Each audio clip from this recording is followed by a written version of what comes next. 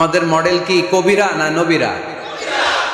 আমাদের মডেল কি নায়ক নায়িকারা না নবীরা? আমাদের মডেল কি সেলিব্রিটিরা না নবীরা? মাদারীপুরের ছেলেরা মনে রাখতে হবে, আল্লাহর হাবিব সাল্লাল্লাহু আলাইহি ওয়াসাল্লাম আমাদের মডেল। তিনি আমাদের কি? তার চেয়ে শ্রেষ্ঠ মানুষ পৃথিবীতে হতে পারে? তার চেয়ে ভালো মানুষ পৃথিবীতে হতে পারে? তার চেয়ে বিশ্বস্ত সত্তা কেউ হতে পারে? সে কোন বন্ধু বলো বেশি বিশ্বস্ত? সে কোন বন্ধু বলো বড় বিশ্বস্ত? কার কাছে মন খুলে দেয়া যায়? কার কাছে প্রাণ খুলে দেয়া যায়? হওয়া যায় অতি আশ্বস্ত। তার নাম আহমদ বড় বিশ্বস্ত। ঠিক কিনা? আমার হাবিব আমার সবচেয়ে বিশ্বস্ত।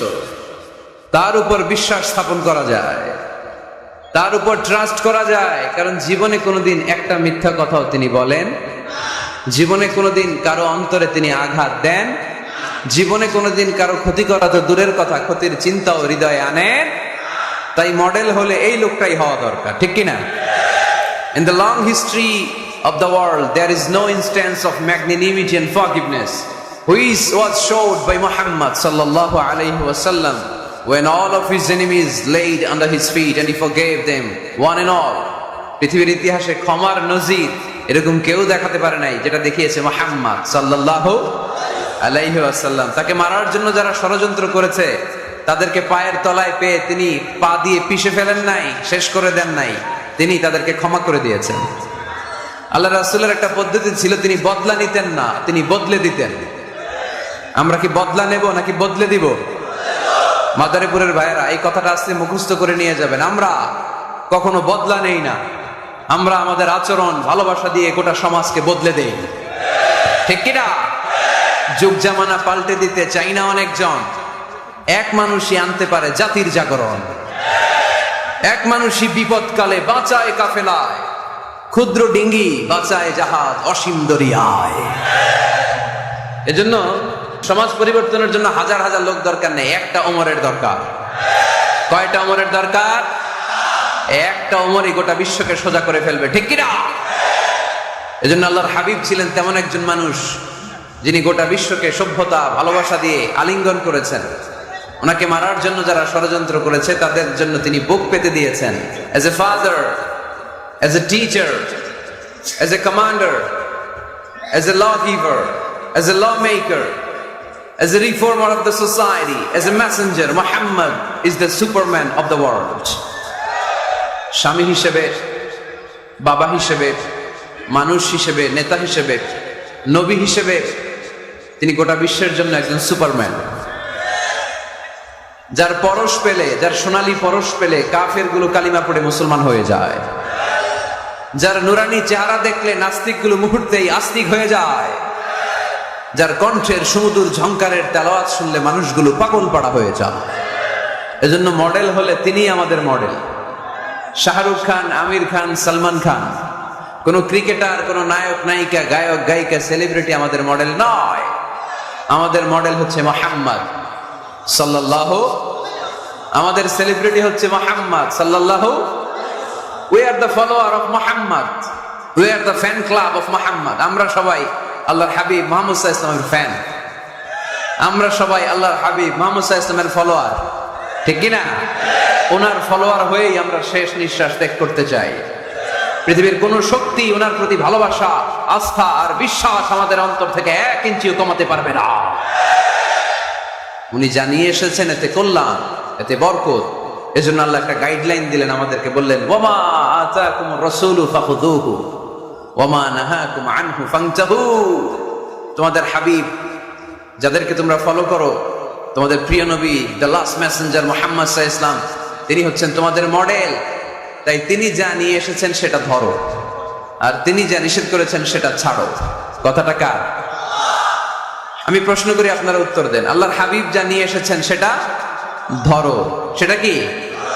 আর তিনি যা নিষেধ করেছেন সেটা ছাড়ো। Whatever he brings with, take it. Whatever he forbids, abstain from it. যা তিনি নিয়ে এসেছেন ধরো, যা তিনি নিষেধ করেছেন ছাড়ো। তিনি আমাদের মডেল। তার ভালোবাসা যদি অন্তরে থাকে, আমাদের ভালোবাসবে কে?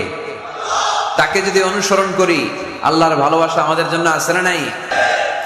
এজন্য রাব্বুল আলামিন বলেন, কুল ইন কুনতুম তুহিব্বুনাল্লাহ ফাত্তাবিউনি ইউহিব্বুকুমুল্লাহ ওয়া ইয়াগফির লাকুম যুনুবাকুম ওয়াল্লাহু গফুরুর রহিম। আল্লাহকে যে পাইতে চায়, হযরতকে ভালোবেসে আরশ কুরসি লৌহ কালাম না চাইতে পেয়েছে সে।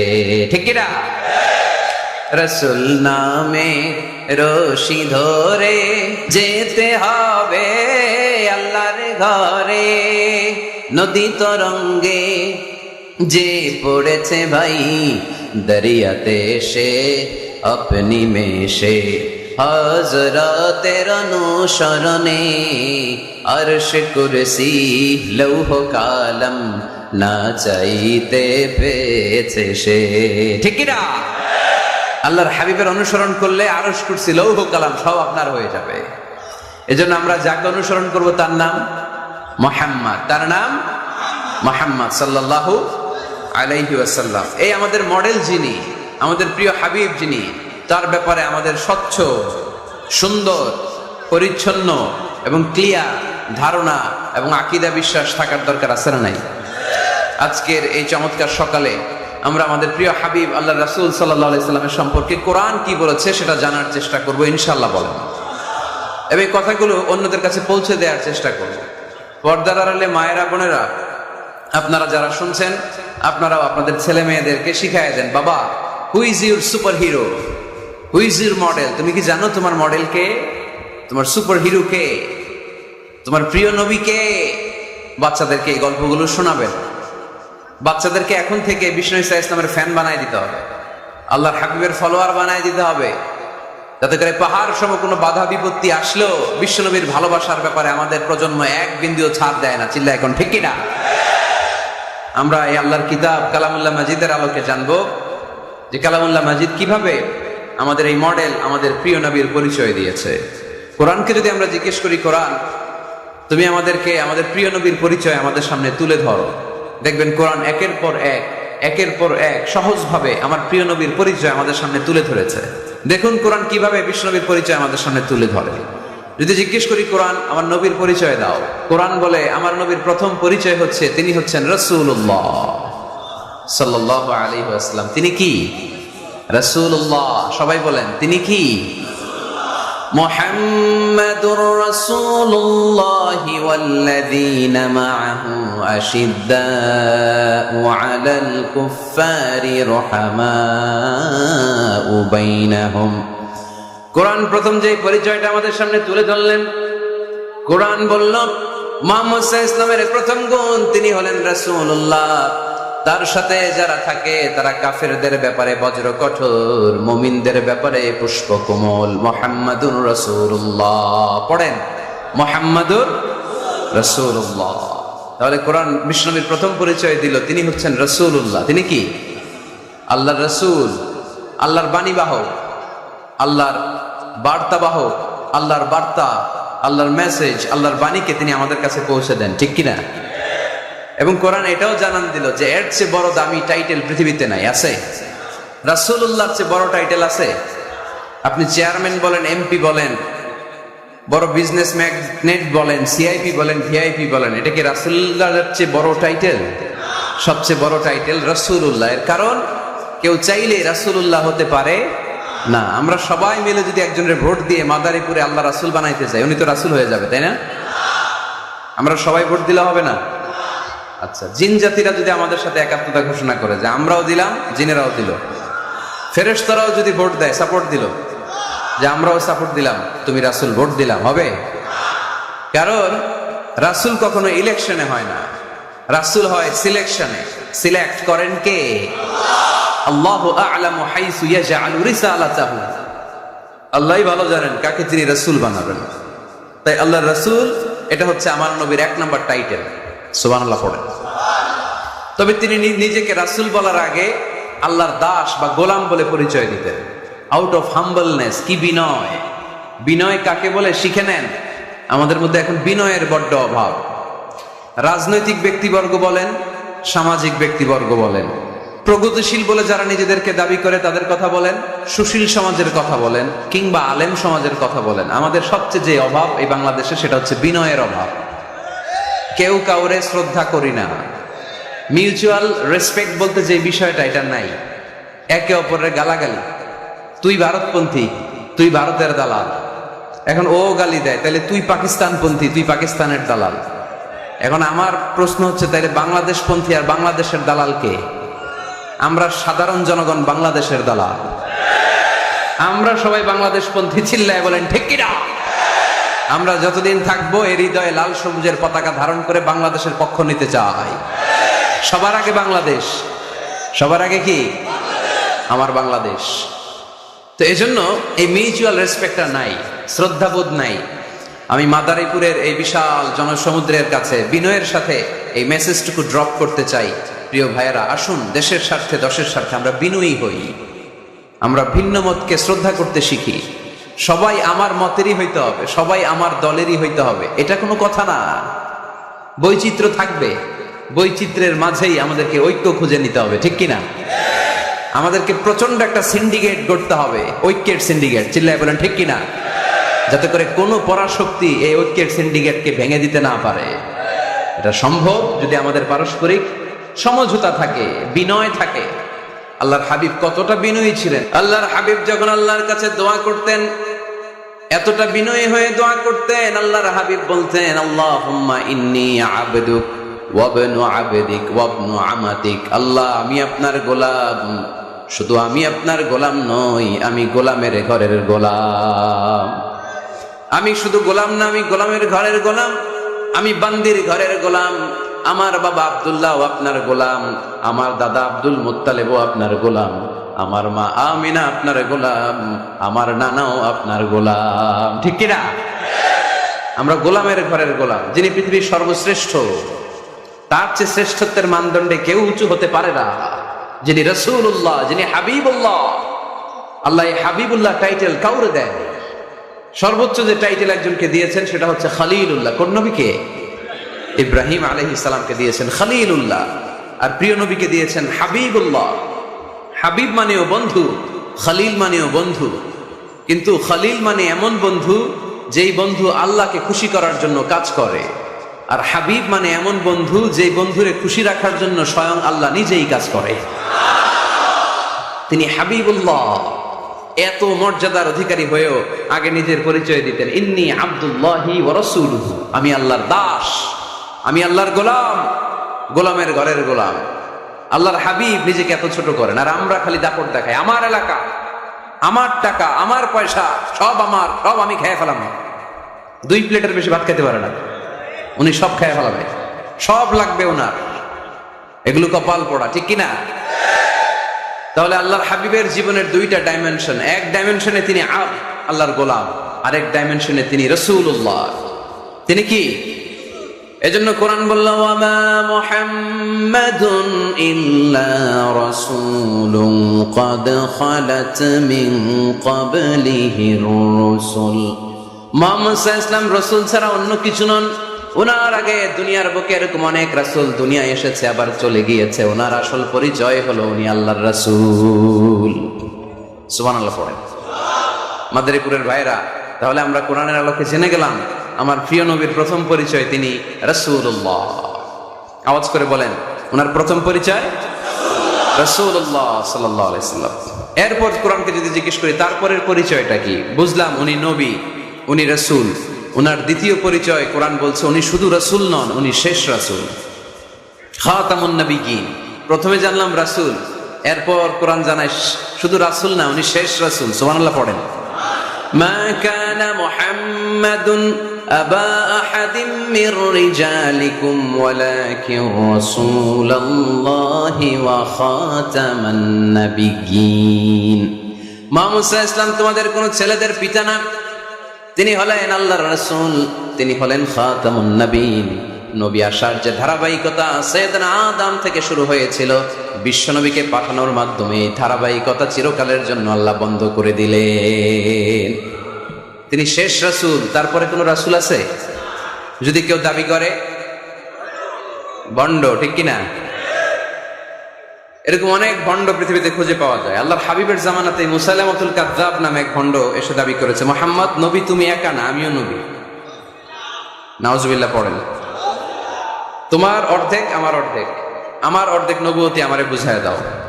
বিষ্ণু বললেন, তুই তো বড় ভণ্ড, তুই শুধু মুসাইলামা না, আজ থেকে তুই মুসাইলামাতুল কাযযাব, মিথ্যাবাদী মুসাইলামা। সে বিশ্বনবীকে কপি করতো। আমার হাবিব যা যা করতেন এই বেয়াদবটা তাই তাই করতো।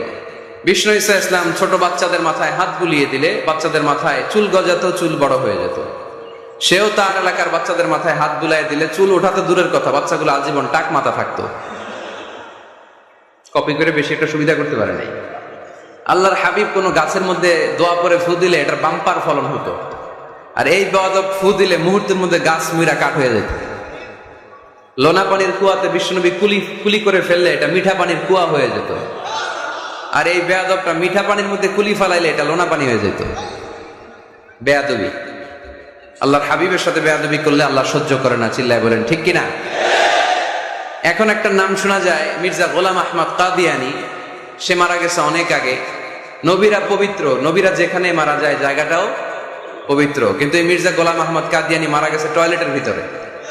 খুব পবিত্র জায়গা, তাই না? টয়লেটের ট্যাঙ্কি ভেঙে নিচের ভিতরে পড়ছে। মেথর এনে শিকল দিয়ে টেনে ওরে উঠানো যায় না, উঠাইতে গেলে তপাস করে আবার পড়ে। দুনিয়াতেও লাঞ্ছনা, আখিরাতেও লাঞ্ছনা। খবরদার মুসলমান এই ব্যাপারে সচেতন। আমার নবীর পরে আর কোন নবী পৃথিবীতে আসবে? আমার হাবিবের পরে আর কোন রাসূল পৃথিবীতে আসবে? এজন্য আল্লাহর হাবিব বলছেন, লা নবিয়্যা বা'দি ওয়ালা রাসূলা, আমার পরে কোন নবী নাই, আমার পরে কোন রাসূলও নাই। আমি শেষ নবী, আমি শেষ রাসূল। তবে লাউ কানা বা'দি নাবিয়্যুন লাকানা উমর, আমার পরে যদি নবী হওয়ার যোগ্যতা কারো থাকে, আমার সাহাবা ওমরের সেই যোগ্যতা আছে, ঠিক কি না? প্রভু তুমি বলেছ রাসূল দেবে না, বলনি দেবে না ওমর, বলনি দেবে না হামজা তারিক, খালিদ বিজয় সমর। প্রভু তুমি বলেছ রাসূল দেবে না, বলনি দেবে না ওমর, বলনি দেবে না হামজা তারিক, খালিদ বিজয় সমর। প্রভু তুমি বলেছ রাসূল দেবে না, ঠিক না? রাসূল দেবে না, এটা আল্লাহর কথা, আর দেবে না। আল্লাহর হাবিব তিনি হচ্ছেন শেষ রাসূল। এজন্য আল্লাহর হাবিব বলতেন, সহিহ মুসলিম শরীফের বর্ণনা, মাসালি ওয়া মাসালুল আমবিয়াই মিন ক্বাবলি কামাসালি রাজুলিন বানা বাইতান, আমার দৃষ্টান্ত আর আমার আগের সব নবীদের দৃষ্টান্ত ওই ব্যক্তির মতো যে একটা ঘর বানিয়েছে। কি বানিয়েছে? ঘর। অনেক সুন্দর একটা ঘর বানিয়েছে। ইন্টেরিয়র ডিজাইন, এত সুন্দর ঘর কেউ দেখে নাই। সবাই ঘরটা দেখলো আর প্রশংসা করলো, বাহ চমৎকার ঘর তো।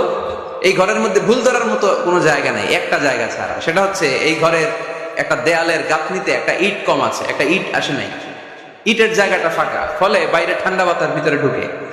এত দামি ঘর বানাইলেন কিন্তু দেয়ালের এক জায়গায় একটা ইটা নাই, ঠান্ডা বাতাস ঢুকলে ঘর দিয়ে কোনো লাভ আছে? শীতের রাতে কষ্ট আছে না নাই? আল্লাহর হাবিব বললেন, ওই ইটাটা হচ্ছে আমি মুহাম্মদ সাল্লাল্লাহু, ওই গ্যাপের জায়গাটা আমি, আনাল্লাবিনা ফাআনাল্লাবিনা আনা খাতামুন নবিয়্যিন, আমি হচ্ছি ওই নবুয়তির দেয়ালের ওই গ্যাপের জায়গায় না রাখা ইটা। আমাকে যখন আল্লাহ ওই জায়গাটায় সেট করে দিলেন, গোটা বিশ্বটা আলোকিত হয়ে গেল। পড়েন সুবহানাল্লাহ। এজন্য আল্লাহ বললেন, ওয়ামা আরসালনাকা কাফাতান লিন্নাসি বাশীরান ওয়া নাযীরা, নবী হে আমি আপনি গোটা বিশ্বের সবার জন্য সুসংবাদ দানকারী এবং সতর্ককারী করে পাঠিয়েছি। সুবহানাল্লাহ। তিনি সবার নবী। তিনি শুধু আরবের নবী না, তিনি শুধু সৌদি আরবের নবী না, তিনি শুধু অনারবের নবী না, তিনি শুধু পুরুষ মানুষদের নবী না, তিনি শুধু সাদা চামড়ার লোকদের নবী না, তিনি সবার নবী, তিনি গোটা বিশ্বের নবী, ঠিক কিনা? এক এক নবীর নবুয়তের আলাদা বাউন্ডারি ছিল। যেমন মুসা আলাইহিস সালামকে পাঠিয়েছিলেন মিশরে, ওনার নবুয়তের বাউন্ডারি মিশর, তার পাশে মাদিয়ান, ওইখানে আবার শুআয়ব আলাইহিস সালামের নবুয়তের বাউন্ডারি। ইব্রাহিম আলাইহিস সালামের বাউন্ডারি এটা, পাশে একই সময়ে ছিল লূত আলাইহিস সালাম, আলাদা বাউন্ডারি, আলাদা সীমানা। আমার নবীর নবুয়তির কোনো বাউন্ডারি আছে? কোনো সীমানা আছে? কিয়ামত পর্যন্ত যারাই আসবে সব বিশ্ব নবীর উম্মত, চিল্লায় বলতে হবে ঠিক কিনা? প্রথম পরিচয় পেলাম তিনি রাসূলুল্লাহ, তিনি কি সাল্লাল্লাহু আলাইহি ওয়াসাল্লাম। দ্বিতীয় পরিচয় কোরআন দিল তিনি রাসূল, কিন্তু যেন তেন রাসূল না, তিনি শেষ রাসূল, ঠিক কিনা? তৃতীয় পরিচয় কোরআন আমাদেরকে বলে যে যদিও তিনি রাসূল এবং শেষ রাসূল, তবে তিনি মানুষ ছিলেন। তিনি কি ছিলেন? আকীদা খালেস করে নেন, ভালো করে বুঝে নেন। আল্লাহর হাবিব কি জিন ছিল? সবাই বুঝেন নাই বোধহয় কথা। আল্লাহর হাবিব কি জিন? উনি কি ফেরেশতা? উনি কি মানুষ? তবে আমাদের মতো সাধারণ মানুষ না, তিনি অসাধারণ মানুষ। তিনি মানব, কিন্তু যেন তেন মানব নন, তিনি মহামানব। তিনি নবী, কিন্তু সাধারণ নবী নন, তিনি মহানবী। সুবহানাল্লাহ পড়েন। আল্লাহ কোরআনে বললেন, কুল ইন্নামা আনা বাশারুম মিসলুকুম ইউহা ইলাইয়া আন্নামা ইলাহুকুম ইলাহুন ওয়াহিদ। ও নবী, আপনি আপনার উম্মতদেরকে বলে দেন, কুল, আপনি বলে দেন, ইন্নামা আনা বাশারুম মিসলুকুম, নিশ্চয় আমি তোমাদের মতোই মানুষ। ইউহা ইলাইয়া, কিন্তু আমার কাছে ওহী আসে, তোমাদের কাছে ওহী আসে। আমাদের কাছে কোনোদিন ওহী নাজিল হয়েছে? বিশ্বনবীর কাছে ওহী নাজিল হয়েছে। ওহী হচ্ছে গায়েবের বিষয়, যেটা আল্লাহ জানেন। যতটুকু আল্লাহ তাআলা গায়েব বিশ্বনবীকে জানানোর ইচ্ছা করেছেন ততটুকু জানিয়েছেন, ঠিক কি না? এখানে বিশ্বনবীর আর আমার আর আপনার মধ্যে পার্থক্য, তিনি মানুষ কিন্তু সাধারণ মানুষ নন। তিনি সাইয়্যিদু বুলদি আদম, আদম আলাইহিস সালামের যত সন্তান পৃথিবীতে এসেছে সবার মধ্যে তিনি শ্রেষ্ঠ। শ্রেষ্ঠত্বের মানদণ্ডে ওনার কাছাকাছিও কেউ যেতে পারবে? আমার হাবিবের মতো সুন্দর মানুষ পৃথিবীতে কেউ ছিল? অনেকেই একটা ভুল ধারণা রাখেন আর বলেন নবীদের মধ্যে সবচেয়ে সুন্দর নাকি ছিল ইউসুফ আলাইহিস সালাম। এটা ঠিক, উনি অনেক সুন্দর, কিন্তু আমার নবীর চাইতে বেশি সুন্দর না। আল্লাহর হাবিব বলতেন, আনা মালিহুন ওয়া আখি ইউসুফ সাবিহুন, আমি হচ্ছি লাবণ্যময় সুন্দর, আর আমার ভাই ইউসুফ হচ্ছে সাদা সুন্দর। একদিকে লাবণ্যময় সুন্দর, আরেকদিকে সাদা সুন্দর, কোনটার দাম বেশি? লাবণ্যময় সুন্দরের দাম বেশি। ইউসুফ আলাইহিস সালামের চেহারার সৌন্দর্য দেখে মিশরের নারীরা লেবু কাটতে কাটতে আঙ্গুলও কেটে ফেলছিল। এত সুন্দর ইউসুফ নবীর চেহারা, লেবু কাটতে কাটতে লেবু কাটা শেষ, ছুরি আর থামে নাই, এরপরে আঙ্গুল কাটাও শেষ। কোরআন সাক্ষী, আল্লাহর কোরআন বলে, ওয়া কাত্তা'না আইদিয়াহুন্না। আম্মা জান আয়েশা রাদিয়াল্লাহু তাআলা আনহা যখন এই ঘটনা শুনলেন, তিনি মিশরের নারীদেরকে ডেকে বললেন, ও মিশরের নারীরা, তোমরা ইউসুফ নবীর চেহারা দেখে লেবু কাটতে যে আঙ্গুল কেটে ফেলেছো, ওই জায়গায় ইউসুফ নবী না হয়ে যদি আমার স্বামী বিশ্বনবী মুহাম্মদ সাল্লাল্লাহু আলাইহি ওয়াসাল্লাম হতো, তাহলে লেবু কাটতে যে তোমরা আঙ্গুল নয় কলিজাটা কেটে খান খান করে দিতা। এজন্য বিশ্বনবীর চাইতে সুন্দর কেউ আছে? যাদের চেয়ে সুন্দর তুমি নবী আমার কামলিওয়ালা, যাদের চেয়ে সুন্দর তুমি নবী আমার কামলিওয়ালা, দু জাহানের বাদশা তুমি প্যারা নবী সাল্লে আলা, দু জাহানের বাদশা তুমি প্যারা নবী সাল্লে আলা, যাদের চেয়ে সুন্দর তুমি নবী আমার কামলিওয়ালা। সুবহানাল্লাহ পড়েন। তুলনাহীন, অতুলনীয়, ইউনিক, আনপ্যারালাল, মহামানব, অসাধারণ মানুষ। আল্লাহর হাবিব বললেন, আল্লাহ গোটা বিশ্বের মানুষকে দুই ভাগ করলেন। কয় ভাগ? জান্নাতি, জাহান্নামী। আল্লাহ আমাকে জান্নাতীদের মধ্যে ঢুকালেন। জান্নাতীদেরকে আল্লাহ পৃথিবীতে বিভিন্ন দেশে ফেললেন, আল্লাহ আমাকে মক্কা শহরে ফেললেন। মক্কা শহরে অনেকগুলো গোষ্ঠী আছে, আল্লাহ আমাকে কোরাইশ গোষ্ঠীর মধ্যে ফেললেন। কোরাইশ গোষ্ঠীতে অনেকগুলো খানদান আছে, আমার আল্লাহ হাশমি খানদানে ফেললেন। হাশমি খানদানে অনেক পরিবার, আমাকে শ্রেষ্ঠ পরিবার আব্দুল মুত্তালিবের পরিবারে ফেললেন। আমার পরিবারে অনেক মানুষ, এই সবগুলো মানুষের মধ্যে থেকে আল্লাহ আমার শ্রেষ্ঠ মানুষ বানিয়ে পৃথিবীতে পাঠালেন। আনা খায়রুকুম বাইতা আনা খায়রুকুম নাফসা ওয়ালা ফখর, আমি ঘরের দিক থেকে পৃথিবীতে সেরা, আমি মানবতার দিক থেকে পৃথিবীতে সেরা, আমার চাইতে সেরা মানুষ গোটা বিশ্বে দ্বিতীয়টা হবে না। চিল্লায় বলেন ঠিক কি না? এজন্য আমার হাবিব, তিনি ছিলেন রাসূলুল্লাহ, তিনি ছিলেন শেষ রাসূল, তিনি গোটা বিশ্বের মধ্যে সব চাইতে শ্রেষ্ঠ। এজন্য কোরআন বলল তিনি মানুষ ছিলেন। কোরআন 4 নাম্বার বিশ্বনবীর যে পরিচয়টা আমাদের সামনে তুলে ধরে, কোরআন বলে বিশ্বনবী কোনোদিন মন গড়া কোনো কথা মানুষকে বলে নাই। আমরা মন গড়া বলি না? মাদারীপুরের ভাইরা, ঘুম আসতেছে? শীত লাগতেছে? গরম লাগতেছে? তো কি লাগতেছে? ভালো লাগতেছে? তাকবীর পড়েন, লিল্লাহি তাকবীর। শুধু আমাদের হাবিব সাল্লাল্লাহু আলাইহি ওয়াসাল্লাম না, পৃথিবীর কোন নবী মন গড়া কিছু বলে না। এজন্য নবীদের কথায় কোনো ভেজাল নাই, কোনো অমিল নাই। কোনোদিন এমন কি হয়েছে এক নবী এসে বলছে আল্লাহ আছে, আল্লাহ এক, আরেক নবী এসে বলছে না আল্লাহ দুই তিনজন হইতে পারে? বলেছে? কোন নবী বলেছে এই দুনিয়ার জীবন শেষে আখিরাত বলে একটা কথা আছে, আরেক নবী আয়েশা বলে না আখিরাত ফাকিরাত বলতে কিছু নাই, নাও থাকতে পারে, এরকম বলছে? কিন্তু কবিদের কথার মধ্যে অমিল আছে না নাই? দার্শনিকদের কথায় অমিল আছে না নাই? এক দার্শনিক এসে বলে মানুষ হচ্ছে পেট সর্বস্ব জীব, মানুষের বড় সমস্যা পেট সমস্যা, পেটের সমস্যা ঠিক তো সব ঠিক। আরেক দার্শনিক এসে বলে না, পেটের চেয়ে বড় সমস্যা যৌন সমস্যা, যৌন সমস্যা ঠিক করে দিলে সব ঠিক। আরেকজন বলে না, পেটও সমস্যা না, যৌনও সমস্যা না, মানুষ আসলে মানুষই না, মানুষ হলো বান্দর।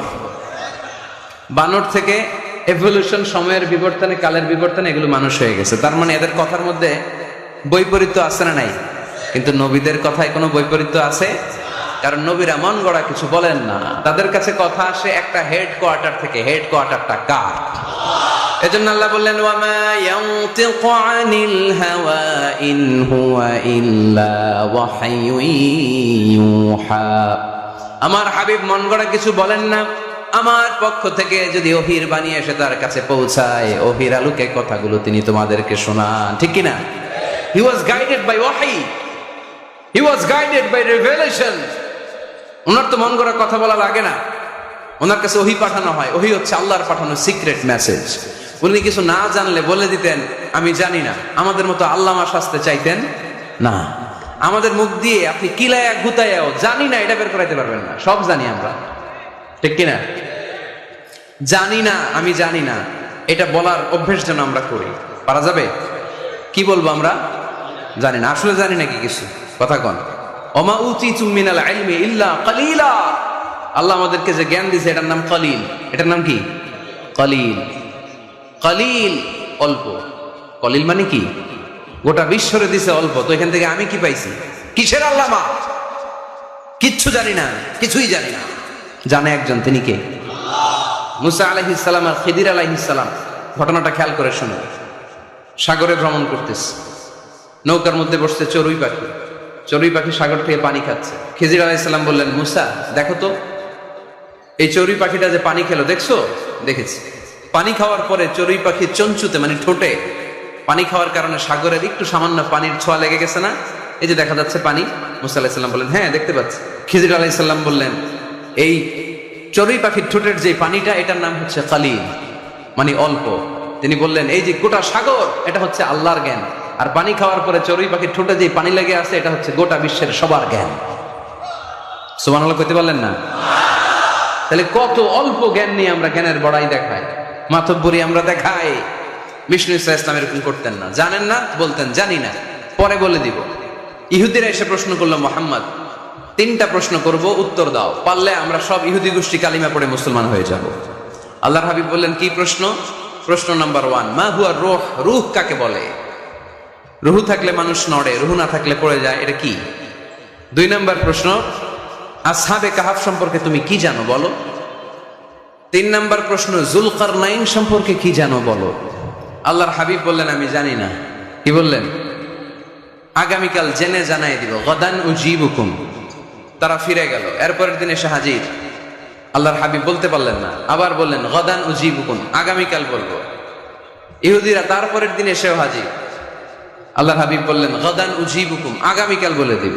কিন্তু ওহিও আসে না আল্লাহর হাবিব প্রশ্নের উত্তরগুলো বলতেও পারে, কারণ তিনি তো মন গড়া কিছু বলেন না। ওহি নাজিল হলে সেটার আলোকে তিনি বলেন, ঠিক কিনা? এভাবে 1 দিন নয়, 2 দিন নয়, 5 দিন নয়, 10 দিন নয়, টানা 15 দিন বিশ্বনবীর কাছে আল্লাহ ওহী পাঠানো বন্ধ রাখলেন। সুবহানাল্লাহ পড়েন। বিশ্বনবীর কাছে এই 15টা দিন ছিল সবচেয়ে অসহ্যকর, অস্বস্তিকর 15টা দিন। হায় হায়। ওরা এসে প্রতিদিন উত্তরের জন্য বসে থাকতো আর হাসাহাসি করতো, দেখো এই লোকটা বলে এই লোকটা নাকি সত্য নবী। যদি সত্য নবী হতো তাহলে তো উত্তর দিতে পারতো, পারে না কেন? তাহলে সে ভণ্ড নবী। নাউজুবিল্লাহ পড়েন। বিশ্বনবীরও কথা বলার সুযোগ নেই, যেহেতু বিশ্বনবী মন গড়া বানিয়ে কিছু বলেন না, আকাশের দিকে তাকিয়ে থাকেন, আল্লাহর কাছে বলেন, আল্লাহ তুমি যদি না জানাও, জানানোর সুযোগ নাই। বিশ্বনবীকে আল্লাহ 15 দিন ওহী থেকে মাহরুম রাখলেন, কারণ বিশ্বনবী যখন বললেন গদান উজিবুকুম, আগামীকাল বলবো, এর সাথে বিশ্বনবী ইনশাআল্লাহ জুড়ে দেন নাই। ইনশাআল্লাহ বলতে ভুলে গেছিলেন।